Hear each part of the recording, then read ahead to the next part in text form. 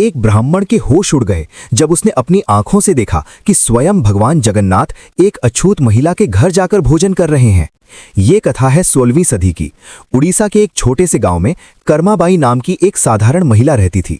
उसका जीवन बेहद सरल था, लेकिन भगवान जगन्नाथ के प्रति उसकी भक्ति अपार थी। हर सुबह वो मंदिर की दिशा में सिर झुकाकर प्रणाम करती, क्योंकि समाज के नियमों के कारण उसे मंदिर में प्रवेश की अनुमति नहीं थी। गांव के लोग उसे अछूत समझते थे, उससे दूरी बनाकर रखते थे। लेकिन कर्माबाई के मन में किसी के प्रति कोई शिकायत नहीं थी। उसके लिए तो बस भगवान ही सब कुछ थे। एक दिन पुरी में भव्य रथ यात्रा का आयोजन हुआ। राजा प्रताप रुद्रदेव ने बड़े ही धूमधाम से ये उत्सव मनवाया।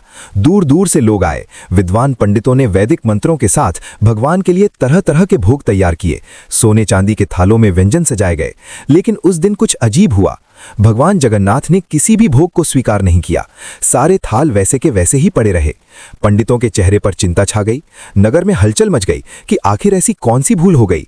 उसी रात एक वृद्ध पंडित को स्वप्न आया। स्वप्न में भगवान जगन्नाथ प्रकट हुए और मुस्कुराते हुए बोले, मैं कर्माबाई के घर खीर खाने गया हूं।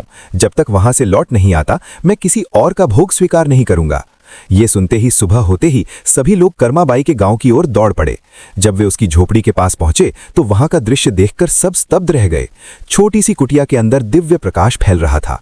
अंदर भगवान जगन्नाथ, बलभद्र और सुभद्रा 3 छोटे बालकों के रूप में बैठे थे और प्रेम से खीर खा रहे थे। कर्माबाई उनके पास बैठी बड़े स्नेह से उन्हें पंखा झल रही थी, मानो कोई माँ अपने बच्चों की सेवा कर रही हो। जैसे ही गांव वाले और पंडित वहां पहुंचे, वे तीनों बालक अचानक अदृश्य हो गए। झोपड़ी फिर से साधारण हो गई, लेकिन वहां की दिव्यता सबके दिलों में बस गई। उस दिन सभी को एक गहरा सत्य समझ आया।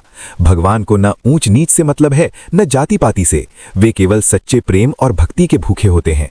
अगर आपको ये दिव्य कथा पसंद आई हो तो एक लाइक जरूर करें और भगवान जगन्नाथ के लिए कमेंट में जय जगन्नाथ लिखें।